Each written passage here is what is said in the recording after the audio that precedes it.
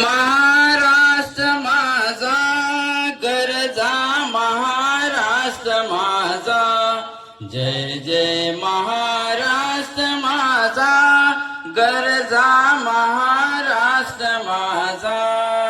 भीतीन आम्हा तुझी मुडी ही गडगडणाऱ्या नभा अस्मानाच्या सुलतानीला जवाब देती जीवा सह्याद्रीचा सिंह गर्जतो शिवशंभू राजा दरी दरीतून नाद गुंजला महाराष्ट्र माझा जय जय महाराष्ट्र माझा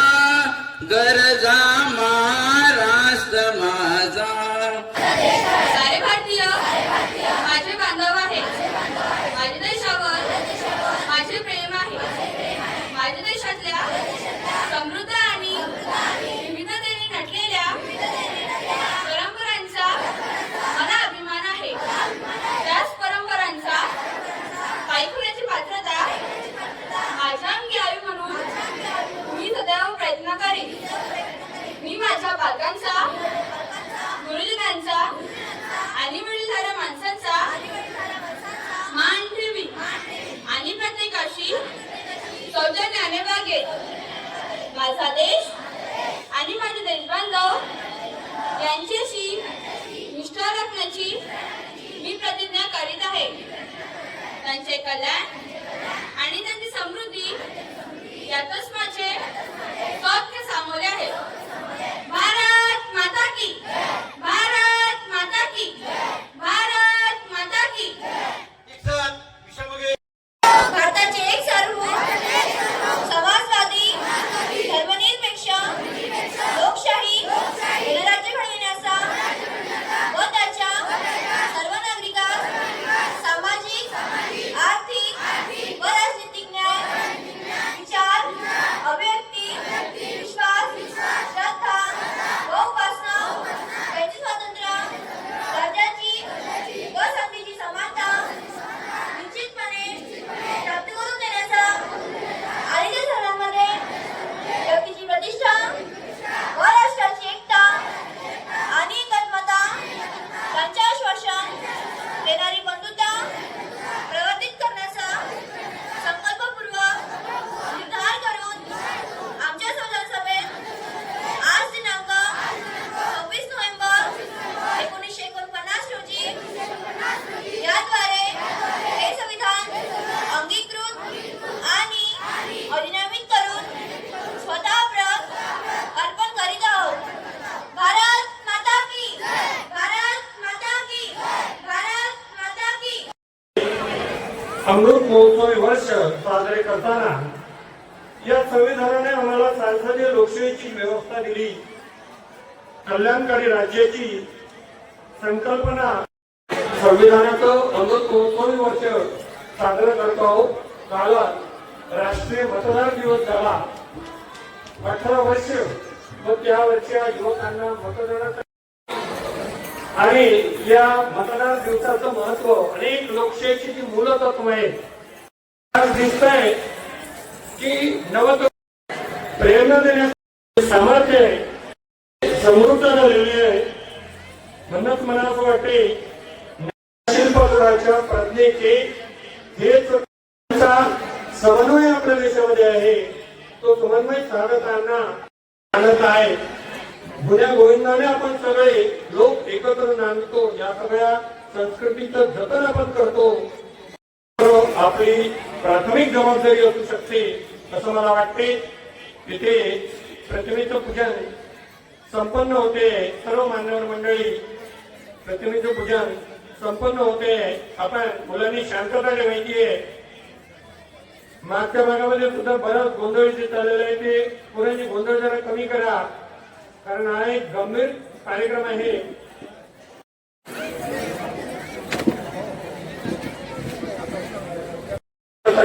मी निमंत्रित करतो सन्माननीय श्री कोटेश्वर यांना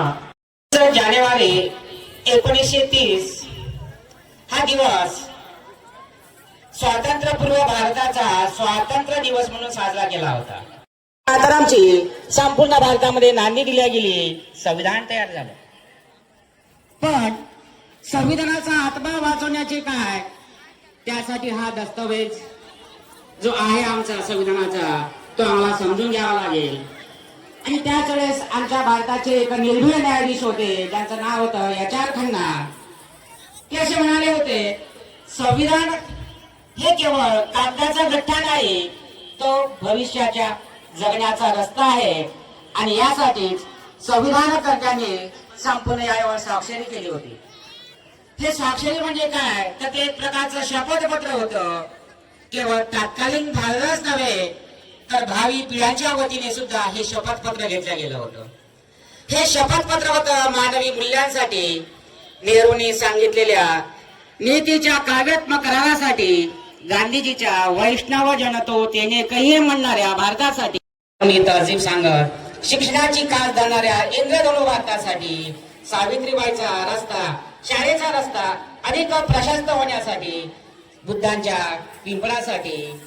माणसातला ईश्वर जागवणाऱ्या गुरु नानकांसाठी, बाजाराच्या मधोमध उभे राहून सर्वांच्या कल्याणाची प्रार्थना करणाऱ्या कबीरासाठी,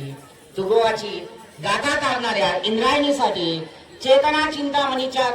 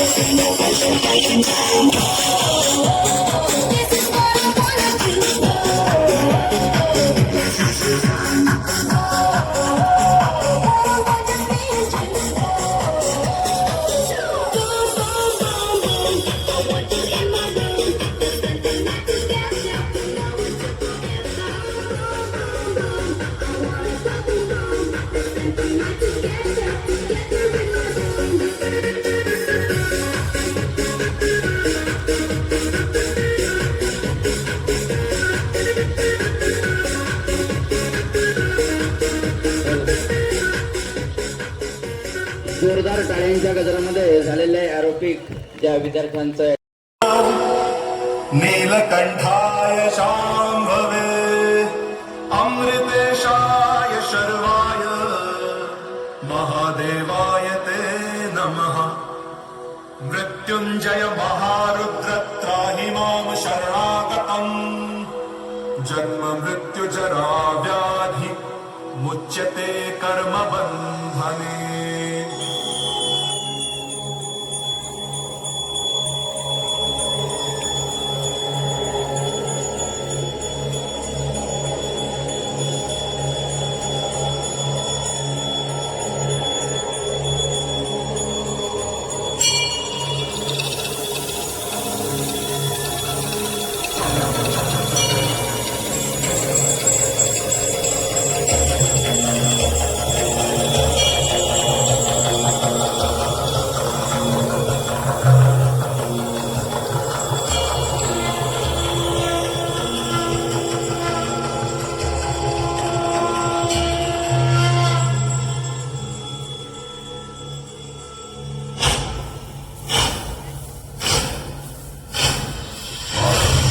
प्रचंड बोल मस्तकों के झुंड आज चंद्र की घड़ी की तुम हार दो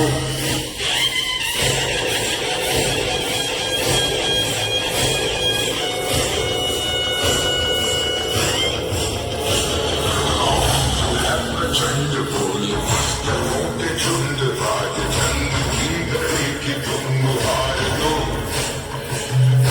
मान शान या की जान आओ जान आज धनुष के बाण पे उतार दो प्रचंड बोल मस्तकों के झुंड आज चंद्र की घड़ी की तुम हार दो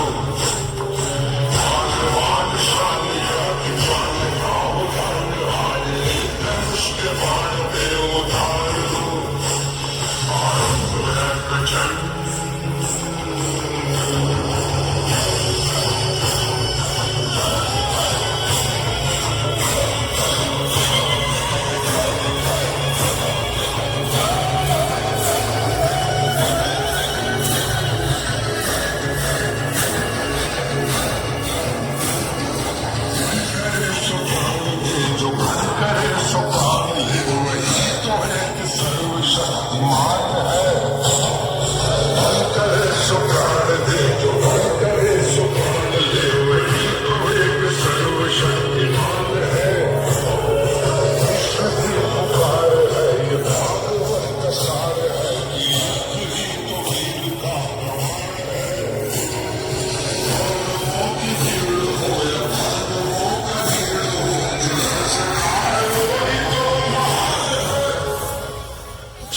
की हवस नहीं किसी पे कोई वश नहीं क्या जिंदगी है ठोकरों पर मार दो मौत अंत है नहीं तो मौत से भी क्यों डरे एक आसमान में दहाड़ दो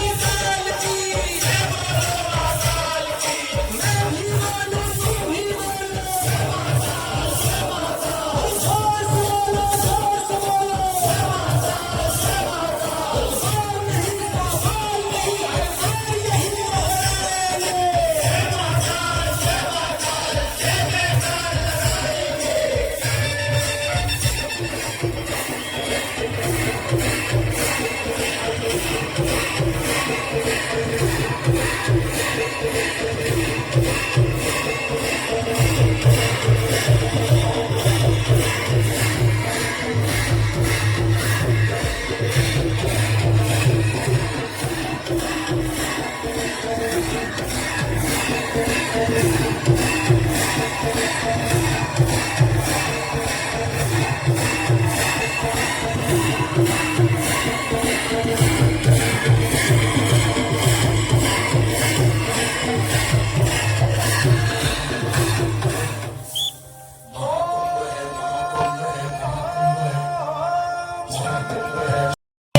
शंभो